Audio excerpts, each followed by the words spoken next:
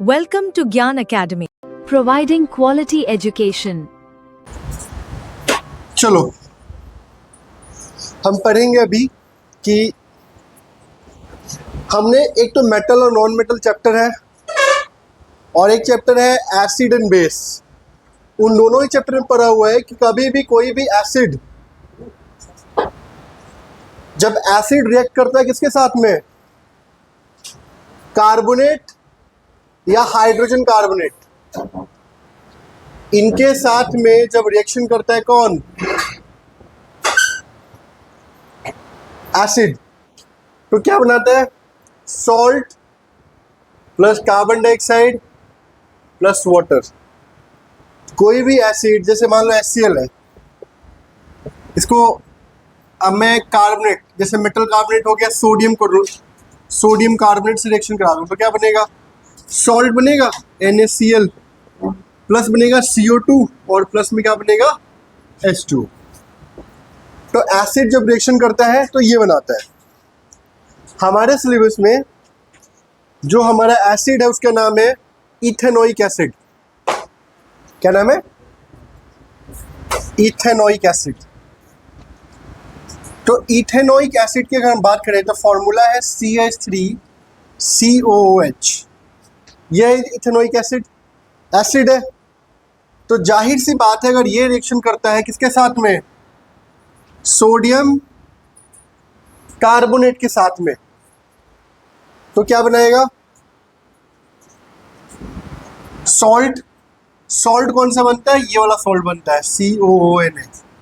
इसे कहते हैं हम लोग sodium salt of कार्बो oxalic acid बोलते हैं इसको, है ना। एस्टरिफिकेशन, एसिड प्लस कार्बोनेट और हाइड्रोजन कार्बोनेट, ठीक है। तो ये एस्टरिफिकेशन और सपोनिफिकेशन में मैंने बताया था कि ये जो होता है इसको बोलते हैं sodium salt of कार्बो oxalic acid, correct. Plus में क्या रिलीज होगा, CO2 प्लस H2 रिलीज होगा। So this is the reaction. Same if you react sodium hydrogen carbonate, ये कार्बोनेट है hydrocarbonate NaCO3, this is sodium hydrogen carbonate. इसका अगर reaction करेगी क्या आएगा, CH3COO Na प्लस इसमें भी सेम बनता है CO2 प्लस H2O। तो जो हमारा ये इथेनोइक एसिड है इसको हम एसिटिक एसिड भी कहते हैं, इथेनोइक एसिड और एसिटिक एसिड, है ना। तो इसको जब रिएक्शन कराएंगे हम मेटल कार्बोनेट या मेटल हाइड्रोजन कार्बोनेट से तो क्या बनेगा, salt of कार्बो oxalic acid plus में कार्बन डाइऑक्साइड प्लस बनेगा वाटर। ये हम चैप्टर एसिड बेस में ही पढ़ चुके हैं कि acid react with metal carbonate to form salt plus CO2 plus H2, ठीक है।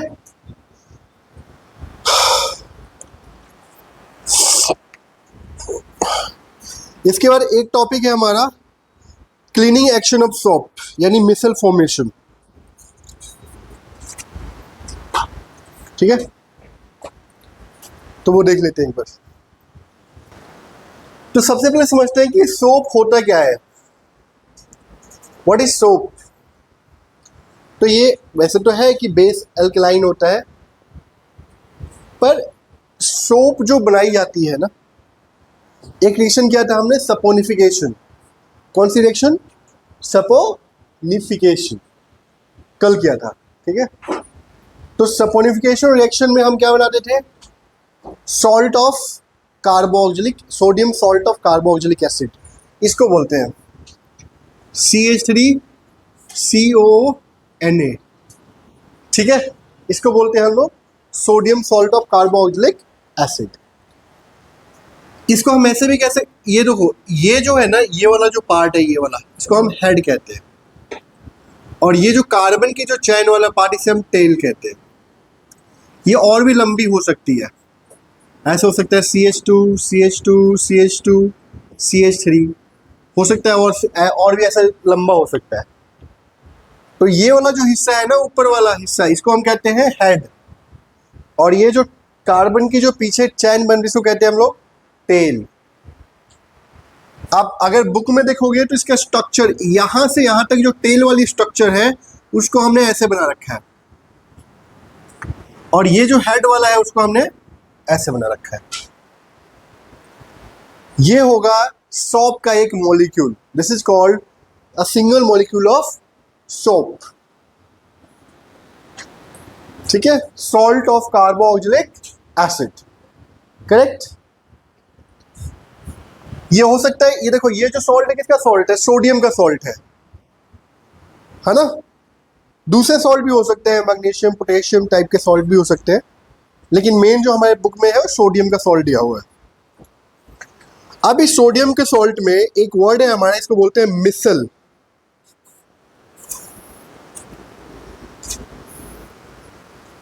कहते हैं इसको मिसल कहते हैं,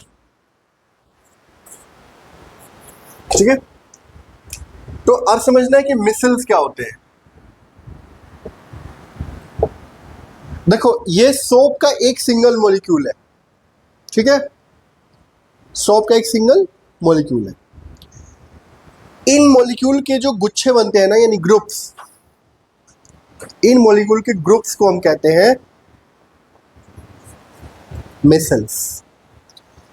जैसे क्या होता है कि अगर मान लो कोई कपड़ा है, ये मान लो क्लोथ है कोई, और क्लोथ के ऊपर, कपड़े के ऊपर मान लो कि ऑयल की एक स्टेन लगी हुई है, एक ऑयल की स्टेन है, कपड़े पे दाग है।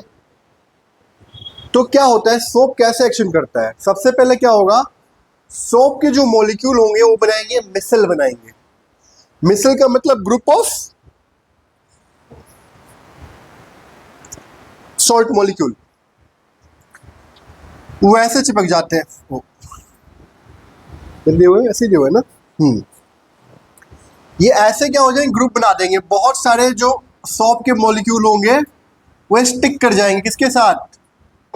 डर्ट के साथ, ऑयल की स्टेन जो है उसके साथ। Sir, this is group of salt molecules. इसको हम क्या कहते हैं? इसको हम कहते हैं मिसल। इस ग्रुप को क्या कहेंगे? मिसल। तो दो हमने देखे कि इस मॉलिक्यूल के दो पार्ट्स है, इसको हम हेड कहते हैं, इसको हम कहते हैं टेल, ठीक है। ध्यान रखना कि ये जो हेड होता है ना, हेड, वो होता है हाइड्रोफिलिक। हाइड्रोफिलिक का मतलब होता है वाटर लविंग, इसको वाटर पसंद है, जो पानी से अट्रैक्ट होता है, ठीक है। और ये जो टेल है ये होती है हाइड्रोफोबिक, हाइड्रोफोबिक, ठीक है। तो जब मान लो कपड़े पे कोई डर्ट लगी हुई है और उस पर हम सोप को जब रब करेंगे तो क्या होगा, सोप के जो मॉलिक्यूल्स हैं वो ग्रुप बनाएंगे मिसल। ग्रुप इस तरीके से बनेगी कि उसकी जो टेल होगी, टेल वो डर्ट से अटैच होगी, ऑयल स्टेन से। यानी कह सकते हैं कि जो हाइड्रोफिलिक वाला जो पार्ट है मॉलिक्यूल का वो डर्ट से अटैच होगा, और जो हाइड्रोफोबिक है ना, हेड, वो डर्ट से दूर रहता है, दूसरी साइड रहता है। और इस तरह से ये स्टेन को पूरी तरह से क्या कर देते हैं, उसके साथ स्टिक कर जाते हैं। उसके बाद क्या करोगे, वाटर से वॉश करोगे इसको। तो जब वाटर का हम इस पे फ्लो मारेंगे तो ये डर्ट को लेकर के निकल जाएंगे। बेसिकली डर्ट को कपड़े से रिमूव कर देंगे। क्यों? क्योंकि ये वाला जो है ना हेड, वो हाइड्रोफिलिक है। ये हाइड्रोफिलिक होने की वजह से ये जो वाटर का फ्लो होगा उसके साथ क्या हो जाएगा, अटैच हो जाएगा, चिपक जाएगा, और वाटर के साथ इस डर्ट को लेके चला जाएगा। This is the cleaning action of soap. Soap कैसे काम करता है वो यहाँ पे दिया हुआ है कि सोप के जो मॉलिक्यूल होते हैं ग्रुप मिसल बनाते हैं और वो स्टिक कर जाते हैं किसके साथ, स्टेन के साथ। हो सकता है ऑयल की स्टेन हो, डर्ट हो, और फिर उसका जो हाइड्रोफिलिक पार्ट है बॉडी का, वो हेड आउटर साइड रहता है, और हाइड्रोफिलिक आउटर रहता है हेड, और हाइड्रोफोबिक जो होता है वो रहता है डर्ट से अटैच हो जाता है टेल। और फिर जो वाटर का फ्लो करेंगे तो ये डर्ट को यहाँ से क्या कर देगा, रिमूव कर देगा। This is the cleaning action of क्या, सोप। बुक में दिया हुआ है, अगर ध्यान से देखो यहाँ पे पिक्चर बनाई हुई है, ये मिसेल दिख रहा है, micelle is group of molecule of soap, ठीक है। अगर इस ग्रुप में देखोगे तो ये है सोप के मॉलिक्यूल्स, ये डर्ट से अटैच हुए हैं यहाँ पे, और फिर वाटर वॉश करने पे ये डर्ट को लेके क्या हो गए हैं, निकल गए। तो ध्यान रखना, सोप हमारा, soap is basically salt of, या सोप इज सॉल्ट ऑफ, कौन सा सॉल्ट, या तो सोडियम होगा उसमें, सोडियम सॉल्ट, या potassium salt of carboxylic acid. मैंने अभी बताया क्लीनिंग एक्शन ऑफ सोप, ठीक है। शॉर्ट समरी देख लो एक बार, इस पेज पे दिया हुआ है सोप का क्लीनिंग एक्शन यहाँ पे, ठीक है।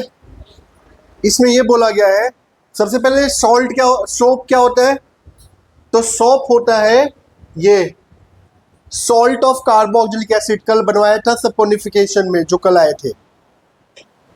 तो sodium salt of carboxylic acid, या सोडियम की जगह पोटेशियम भी हो सकता है, CH3COO के, ठीक है। उसके बाद इनके दो पार्ट्स है, एक है हेड, जो ये आयनिक, इसको बोलते हैं आयनिक पार्ट, आयनिक जो होता है वो हेड होता है, और पीछे जो है जो कार्बन की चैन होती है इसको हम टेल कहते हैं। ये पीछे जो है टेल है, और ये होता है हेड, हेड हो गया और ये टेल हो गया। हेड जो होता है वो हाइड्रोफिलिक होता है, और टेल जो होता है वो हाइड्रोफोबिक, हेड होता है हाइड्रोफिलिक और टेल होता है हाइड्रोफोबिक। क्यों? ये जो टेल है हमारी, जो यहाँ पे दिया हुआ है, हाइड्रोफोबिक है। हाइड्रोफिलिक मतलब जो वाटर से अट्रैक्ट होता है, और हाइड्रोफोबिक मतलब जो वाटर से रिपेल होता है। जब भी कोई स्टेन होगा कपड़े की, अगर पे कोई स्टेन लगा हुआ होगा, तो जो ये सोप के मॉलिक्यूल है, सोप के मॉलिक्यूल एक ग्रुप बनाते हैं, इस ग्रुप को हम कहते हैं micelles. Micelle is basically the group of soap molecules. ये एक मॉलिक्यूल है, ऐसे देखो 1 2 3 4 5 6 या बहुत सारे मॉलिक्यूल का ग्रुप जो होता है उसको मिसेल कहते हैं। और मिसेल का जो हाइड्रोफिलिक है पार्ट, हेड, वो आउटर साइड रहता है, और जो हाइड्रोफिलिक है वो डर्ट के साइड रहता है। ऑयल स्टेन हो या डर्ट हो कपड़े पे, तो जो टेल होगी वो डर्ट की साइड होगी, जो हेड होगा वो आउटसाइड होगा। हेड को हाइड्रोफिलिक कहते हैं, टेल को हाइड्रोफोबिक कहते हैं।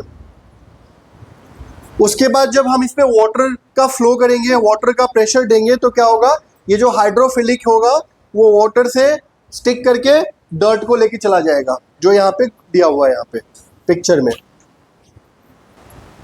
उसके बाद हमारे पास है एक क्वेश्चन कि सोप ज़्यादा अच्छा होता है कि डिटर्जेंट ज़्यादा अच्छा होता है, which one is better, soap या डिटर्जेंट। तो सोप की एक लिमिटेशन है, अगर जो हमारा वाटर जिसमें हम वॉश कर रहे हैं, अगर वो सलाइन वाटर हो, यानी खारा पानी हो, नमकीन पानी, ठीक है, सॉल्टी वाटर अगर हो, पानी में सॉल्ट की मात्रा अगर ज़्यादा हो, तो ऐसे पानी में सोप अच्छे से काम नहीं करता है। सोप क्या नहीं करता, सोप लेदरिंग नहीं करता है, झागी नहीं बनाता, क्लीनिंग नहीं कर पाता उतने अच्छे से। क्यों क्यों नहीं कर पाता? हाँ, इसका रीजन ये है कि जो CH3COON, ये सॉल्ट ऑफ कार्बोक्सिलिक एसिड है, या सॉल्ट ऑफ पोटेशियम भी हो सकता है, सॉल्ट ऑफ सोडियम है, सॉल्ट ऑफ, ये होता है हमारा सोप का मॉलिक्यूल। अब पानी में अगर सॉल्ट है, तो सॉल्ट में जनरली होते हैं क्लोराइड्स होते हैं। क्या होते हैं? क्लोराइड्स, है ना, जैसे सोडियम क्लोराइड है NaCl, सॉल्टी तो है वो। तो क्लोराइड्स हो सकते हैं, ब्रोमाइड्स भी होते हैं सॉल्ट में। तो हमारे पास जनरली जो हमारे पास जो सॉल्ट है, सॉल्टी वाटर होता है, उसमें कैल्शियम और मैग्नीशियम के सॉल्ट होते हैं। किसके? अगर ये जो सॉल्टी वाटर है इसमें salt of calcium and salt of magnesium, जैसे कैल्शियम क्लोराइड है, मैग्नीशियम क्लोराइड हो गया, कैल्शियम सल्फेट हो गया, मैग्नीशियम सल्फेट हो गया, ये सारे कैल्शियम और मैग्नीशियम क्या है? सॉल्ट है। तो हार्ड वाटर जो होता है ना, सॉल्टी वाटर को हम इसमें क्या कहेंगे? Hard water. और जो हमारा पानी जो हम पी सकते हैं उसको हम सॉफ्ट वाटर कहते हैं, जो सॉल्टी नहीं होता है ना। तो हम बात कर रहे हैं अभी हार्ड वाटर की। तो जो हार्ड वाटर होता है वो सोप के साथ लेदरिंग नहीं करता है, झाग नहीं बनाता, क्लीनिंग नहीं कर पाता अच्छे से। क्यों? क्योंकि पानी में, हार्ड वाटर में जो कैल्शियम और मैग्नीशियम की सॉल्ट है, calcium chloride, calcium sulphate, magnesium chloride, ये सॉल्ट रिएक्शन कर लेते हैं किसके साथ? Salt of sodium and salt of magnesium, जो कि सोप का मॉलिक्यूल है, उसके साथ। और रिएक्शन करके एक वर्ड है इसमें जो हम यूज करेंगे जब भी आंसर को लिखेंगे, बनाता है स्कम। ठीक है, क्या बनाता है? स्कम। स्कम होता है इनसॉल्युबल सब्सटेंस। पानी बनाएगा स्कम, जिसको बोलते हैं इनसॉल्युबल सब्सटेंस। और ये जनरली फोमिंग नहीं करेगा, फोम वही लेटरिंग नहीं करेगा, फॉर्मिंग नहीं करेगा। तो स्कम, SCUM लिखा तो है मैंने। और इनसॉल्युबल सब्सटेंस होता है वाटर में। तो सोप की इस प्रॉब्लम को दूर करने के लिए मार्केट में लाया गया क्या? डिटर्जेंट। डिटर्जेंट हार्ड वाटर में ठीक ठाक काम कर लेता है, लेटरिंग कर लेता है, फोमिंग भी कर लेता है, क्लीनिंग भी कर लेता है, जो कि सोप नहीं कर पाता। ठीक है, ये हार्ड वाटर सॉफ्टवेयर का टेस्ट भी हो सकता है ऐसे। सोप अगर अच्छे से फोमिंग कर रहे हैं तो सॉफ्ट वाटर है, अच्छे से फोमिंग नहीं कर रहा तो उस पानी में सॉल्ट काफ़ी ज़्यादा होगा। तो हम क्या किए, हम दूसरे टाइप के, ये कौन सा सॉल्ट था? ये था sodium potassium salt of carboxylic acid, जो सोप का मॉलिक्यूल था वो। डिटर्जेंट का जो मॉलिक्यूल होता है उसका स्ट्रक्चर थोड़ा अलग होता है। जो हमारा डिटर्जेंट का मॉलिक्यूल है उसका नाम है sodium salt of sulphonic acids और अमोनियम सॉल्ट विथ क्लोराइड और ब्रोमाइड। ठीक है, जो हमारा डिटर्जेंट है, ये डिटर्जेंट, इसके मॉलिक्यूल ये नहीं होते। Sodium salt of sulphonic acid, ठीक है, या दूसरा क्या है? Chlorides, ammonium chlorides of chloride and bromides, ammonium salt of chloride and bromides, ammonium salts of chlorides and bromides, या और ब्रोमाइड्स। तो ये जो दो सॉल्ट है इनसे बनता है डिटर्जेंट। ठीक है, एक का नाम है sodium salt of sulphonic acid, ammonium salt with chlorides and bromides. ठीक है, तो ध्यान देने वाली बात यह कि ये जो दोनों सॉल्ट है ना, इनमें भी कार्बन की चेन होती है बड़ी सी, मतलब इनमें भी कार्बन की चेन होगी बड़ी सी। फर्क बस इतना होगा कि जो ये वाला सोप था इसके एंडिंग में क्या है? COON। सोप में ये होता है एंडिंग पे, लेकिन डिटर्जेंट में ये नहीं होगा। यहां पे होगा सल्फोनिक एसिड और ammonium salt of chloride and bromides, जैसे NH4Cl टाइप, NH4 टाइप है ना। तो ये जो है इस स्ट्रक्चर को में चेंज होने की वजह से ये स्कम नहीं बनाता। कौन स्कम नहीं बनाता? डिटर्जेंट। और काम नहीं करेगा, फोमिंग बनाएगा और काफ़ी अच्छे से क्या होगा, क्लीनिंग करेगा डिटर्जेंट। ये इसकी एडवांटेज है, करेक्ट। एक और, ये तो एडवांटेज हो गई किसकी, डिटर्जेंट की। सोप की लिमिटेशन है ये, लेकिन एक डिसएडवांटेज भी है डिटर्जेंट का। डिटर्जेंट्स ज़्यादातर जो होते हैं वो नॉन बायोडिग्रेडेबल होते हैं। पता होगा, दो टाइप के सब्सटेंस होते हैं, बायोडिग्रेडेबल, नॉन बायोडिग्रेडेबल।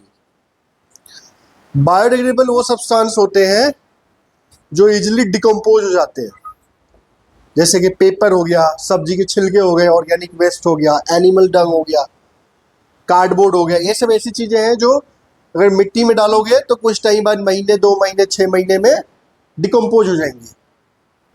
इनको कहते हैं बायोडिग्रेडेबल।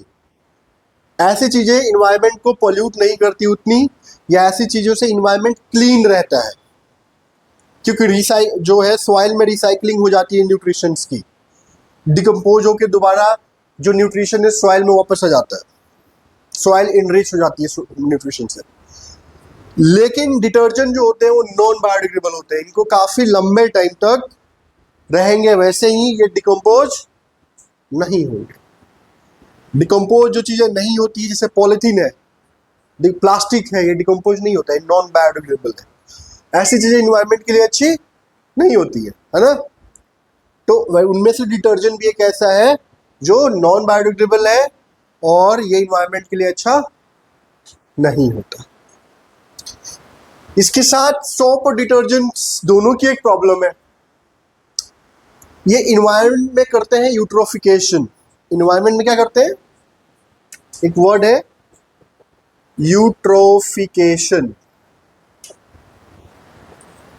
यूट्रोफिकेशन का मतलब है कि सोचो, जो हम सोप, डिटर्जेंट किसी जो है बॉडी वॉश के लिए या डिटर्जेंट कपड़े के वॉश के लिए यूज करते हैं, है ना, वो पानी के साथ बह के कहीं तो जाता होगा। अगर वो किसी पोंड या रिवर ऐसी जगह पे वो जाके मिलेगा, या ऐसी जगह वो पहुंच जाएगा अगर, तो देखो इसमें क्या है, सोडियम है, पोटेशियम है, कार्बन है, हाइड्रोजन है, ऑक्सीजन है, इतने सारे न्यूट्रिशन। वो जो रिवर या पोंड होता है वो ओवर न्यूट्रिशन रिच हो जाता है। इसकी वजह से क्या होते हैं, वहां पे बहुत ही ज़्यादा एग्रेसिव प्लांट ग्रो करने स्टार्ट कर देते हैं, और देखते देखते पूरा का पूरा पोंड जो होगा, वो एक्वेटिक जो प्लांट्स होते हैं ना, पानी में रहने वाले पौधे, उससे पूरा का पूरा प्लांट भर जाएगा। अब इससे क्या प्रॉब्लम आएगी, अगर पूरा का पूरा प्लांट का इकोसिस्टम प्लांट से भर गया तो उसमें रहने वाले जो एक्वेटिक दूसरे लिविंग थे, जैसे फिश हो गया, टर्टल है, जो दूसरे स्नेक हैं और दूसरे इंसेक्ट्स बहुत सारे होते हैं, उनकी धीरे धीरे डेथ होनी स्टार्ट हो जाती है, और धीरे धीरे वो जो पोंड है ना वो डेथ की तरफ बढ़ता है। ठीक है, पोंड की डेथ होती है। पोंड की डेथ का मतलब ये हुआ कि उसके अंदर पानी तो है पर उसमें कोई लिविंग सरवाइव नहीं कर सकता, उसकी जो एक्वेटिक इकोलॉजी है वो बर्बाद हो गई। कुछ टाइम बाद वो फिलिंग हो जाती है पोंड की पूरी, धीरे धीरे क्या होगा, पोंड जो होगा ना उसकी डेप्थ कम होती चली जाती है, और फिर वो बढ़। एक और वर्ड होता है, देखा होगा तुमने, इसका नाम है BOD। नाम सुना इसका? इससे मेजर किया जाता है कोई वाटर बॉडी जो है वो पोल्यूटेड है या नहीं है, यानी कोई पोंड, रिवर है ना, कोई लेक है, वो ऐसा तो नहीं है कि वो बहुत ज़्यादा हाईली पोल्यूटेड है। BOD का मतलब होता है biological oxygen demand, biological oxygen demand. क्योंकि पानी में रहने वाले जो एक्वेटिक लाइफ है उसको क्या चाहिए, ऑक्सीजन चाहिए ना। तो पानी में रहने वाले लिविंग में ऑक्सीजन कितनी उनकी ज़रूरत है उसको हम मेजर करते हैं BOD। ठीक है, अगर किसी एक्वेटिक का अगर BOD बहुत हाई जा रहा है, क्या जा रहा है, बहुत, मतलब किसी पानी में ऑक्सीजन की डिमांड बहुत ज़्यादा बढ़ रही है, तो इसका मतलब ये है कि उस पानी में बैक्टीरिया, एल्गी, फंगाई जो पानी को पोल्यूट करते हैं, खराब करते हैं, इनकी संख्या क्या हो रही है? बढ़ रही है। क्योंकि बैक्टीरिया, फंगस ये क्या करते हैं? पानी में रहने वाली चीज़ों को डिकम्पोज करते हैं, और वो जब डिकम्पोज करेंगे तो उनको ज़्यादा ऑक्सीजन की जरूरत पड़ती है। तो जब ऑक्सीजन की जरूरत ज़्यादा पड़ेगी तो पानी का बीओटी बढ़ जाएगा, मतलब उनका डिमांड पानी में ऑक्सीजन का बढ़ जाएगा। ठीक है, इससे जो दूसरे लिविंग है उनको ऑक्सीजन नहीं मिलेगा, वो मरने स्टार्ट हो जाएंगे। ठीक है, तो इसलिए जिस पानी बॉडीज में सोप और डिटर्जेंट जाता है ना, उस वाटर बॉडीज को कुछ सालों में वो बर्बाद कर देता है, खराब कर देता है। ठीक है, और आज के टाइम में प्रॉब्लम बहुत बड़ी है। आज के टाइम पे बहुत कम ऐसे पॉन्ड लेक मिलेंगे जो अच्छे मिलेंगे, शुद्ध मिलेंगे। मान लो कि अगर नहीं भी डिस्चार्ज हो रहा है उसमें, तो बारिश जैसे अभी गुड़गांव में होता है, यहाँ तो पता ही नहीं चलता कौन सा पानी कहाँ गया, है ना। नाले का पानी रोड पे, अंडरग्राउंड सीवर का पानी नाले में, नाले का पानी रिवर में, रिवर का पानी, मतलब सब मिक्स हो जाता है, सब लेवल बराबर। तो अगर गवर्नमेंट ने कहीं पे सीवेज भी बना रही होगी ये पानी को डिस्चार्ज करने के लिए, तो बारिश में वो भी मिक्स सब हो जाता है, सब मिक्स हो जाते हैं, तो हर जगह वो न्यूट्रिशन पहुंच जाएगा, है ना। तो ये प्रॉब्लम तो बड़ी है। ठीक है, और आज के टाइम पे बहुत ज़्यादा कॉस्मेटिक चीज़ें बढ़ गई है ना। ये सीरम है, तो ये सन स्क्रीन है, SPF 30 है, SPF 50, SPF 60 है ना। ये लाइट सन्स के लिए है, तो ये एक्सट्रीम सनलाइट के लिए है ना। अलग अलग आते हैं आजकल। SPF का मतलब क्या होता है? SPF क्या मतलब होता है? SPF देखा है लिखा हुआ, लिखा रहता है ना, सनस्क्रीन पर लिखा रहता है SPF क्या 30 50, इसका क्या मतलब होता है? फुल फॉर्म क्या होता है SPF का? सन तो हाँ, full screen sun protection factor होता है वो। 30 50 जितना हाई रहेगा उतना ज़्यादा वो यूवी रेज को ब्लॉक करेगा, और उतना वो कॉस्टली भी आता है। SPF बढ़ाते जाओगे कॉस्टली होता चला जाएगा। क्या पता नहीं, प्रॉब्लम है। जिनको स्वेटिंग बहुत ज़्यादा होती है ना, वो लोग कम यूज़ करते हैं, मेरे को बहुत ज़्यादा होती है। हाँ, तो ठीक है, डाउट है कुछ इसमें? ये चैप्टर यहीं पे ख़त्म है, इसमें कुछ है बस, इसका कुछ है नहीं। कल मैंने बताया था एस्टरिफिकेशन और सपोनिफिकेशन, पढ़ लो, कोई डाउट पे पूछ लेना। तो कहाँ बता रहा हूँ, मैं बोल रहा हूँ पढ़ के डाउट हो तो पूछ लेना। इसका कोवेलेंट बॉन्ड कितने होंगे, काउंट करो। पहले बनाना पड़ेगा इसका स्ट्रक्चर, उसके बाद पता चलेगा कितने कोवेलेंट बॉन्ड है। ये बताओ इसमें कौन से फंक्शनल ग्रुप है? एल्कोहल दिख रहा है तो इसमें गलत जवाब, अल्कोहल नहीं है। क्या है इसका फंक्शनल ग्रुप, तू बता शरांश। हाँ, इसमें अल्कोहल ग्रुप कौन सा है? Carboxylic, COOH। इस जिसके अंदर होता है उसको कार्बोक्सिलिक कहते हैं। हैं? इथेनॉल जब होता, जब OH होता, तो सिर्फ OH होता, तो इसमें COOH है, तो कार्बोक्सिलिक एसिड है इसमें। तो क्या नाम होगा इसका? Name of this compound, IUPAC name, ये कॉमन नेम है। इथेनोइक रट रखा है ये, तूने वो रूल से नहीं निकाला, ये इथेनोइक नाम है इसका, इथेनोइक एसिड। क्यों इथेनोइक एसिड है? 2 कार्बन है तो इथ हो गया। स्ट्रक्चर देखो इसका, C डबल बॉन्ड OOH और 3 हाइड्रोजन यहाँ पे, ये स्ट्रक्चर है इसका CH3COOH, जिसके अंदर ये ग्रुप होता है उसको कार्बोक्सिलिक एसिड कहते हैं। इसका नाम है, एक सिंगल बॉन्ड है तो एन और एक इथेनोइक एसिड। और कितने बॉन्ड, 1 2 3 4 4 2 6 1 7 1 8 बॉन्ड है। 8 कोवेलेंट बॉन्ड है इसके अंदर। मैंने काउंट करने के लिए बोला था, काउंट कर लो, 8 है, 8 बॉन्ड। ठीक है, पहले तो ये बताना इसके अंदर फंक्शनल ग्रुप कौन सा है। फंक्शनल ग्रुप कौन सा है इसमें, देखो बुक में ग्रीन कलर का CHO जिसमें होता है उसको, हाँ वही, उसको एल्डिहाइड कहते हैं। क्या नाम है, एल्डिहाइड, वही है। हाँ, एल्डिहाइड नाम है इसका भाई। तो स्ट्रक्चर देखते हैं। पहले वाले कार्बन से 3 हाइड्रोजन जुड़ा हुआ है, दूसरे से सेकेंड, देन 1 कार्बन अटैच करो, C एक सिंगल बॉन्ड से हाइड्रोजन, डबल बॉन्ड से oxygen. This is the structure.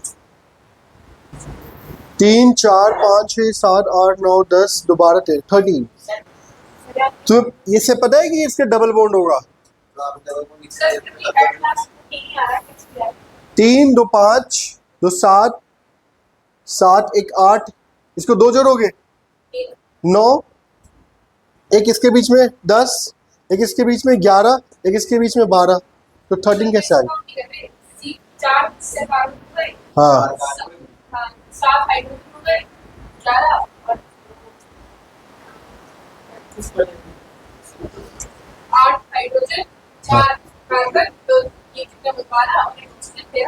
चलो सारे सही हो जाएंगे ऐसे, सारे सही नहीं होंगे ऐसे, कुछ सही हो सकते हैं। जो फंडामेंटल रूल है उस पर जाना है। फंडामेंटल रूल, स्ट्रक्चर बनाओ, चेक करो कितने हैं। नाम क्या होगा इसका,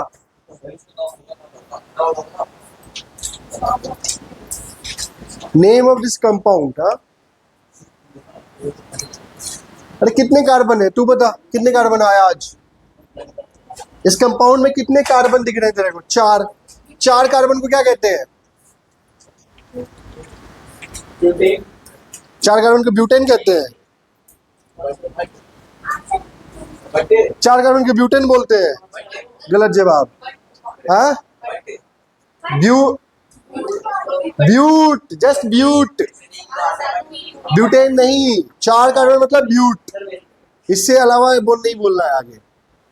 उसके बाद एन है या इन है, आइन है, और डबल बॉन्ड पे डिपेंड करता है। क्या नाम था इसका, क्या नाम है इसका,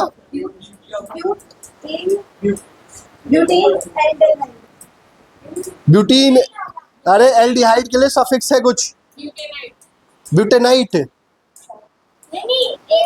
AL है सफिक्स, सफिक्स AL जोड़ेंगे तो क्या होगा, देख 1 2 3 4 कार्बन है तो क्या होगा, ब्यूट। हाँ, पीछे बात नहीं। कार्बन कार्बन जो बॉन्ड है वो सारे सिंगल है कि डबल है, इसके बीच में सिंगल है, इसके बीच में सिंगल है, इसके बीच में सिंगल है बेचारा। तो ये ब्यूट, ये जो ब्यूट हो गया, और ये सिंगल सिंगल बॉन्ड है तो क्या होगा, एन। और इसमें ए है, इसमें क्या जुड़ता है, अल, तो क्या होगा नाम, ब्यूटेनल। 4 कार्बन है, पहले काउंट करो तो ब्यूट हो गया। फिर चेक करो कार्बन के बीच में बॉन्ड सारे सिंगल सिंगल है कि डबल डबल है, सिंगल सिंगल है तो एन जुड़ना है, और ये है तो अल, ब्यूटेनल। और ये सारे बॉन्ड क्या है, non metal, non metal bond है सारे। क्या है, नॉन मेटल। तो ये जो बॉन्ड, एक तो नॉन मेटल बॉन्ड है, और एक बॉन्ड बनता है मेटल एंड नॉन मेटल के साथ में, उसको कौन सा बॉन्ड कहते हैं, आयनिक बॉन्ड कहते हैं। इसमें मेटल जो होता है इलेक्ट्रॉन डोनेट करता है और नॉन मेटल इलेक्ट्रॉन गेन करता है। मेटल मेटल बॉन्ड बनता नहीं है जनरली, अभी हमारे सिलेबस में है नहीं। मेटल मेटल बॉन्ड है नहीं। मेटल नॉन मेटल बनेगा तो बनेगा आयनिक बॉन्ड, और नॉन मेटल बनेगा तो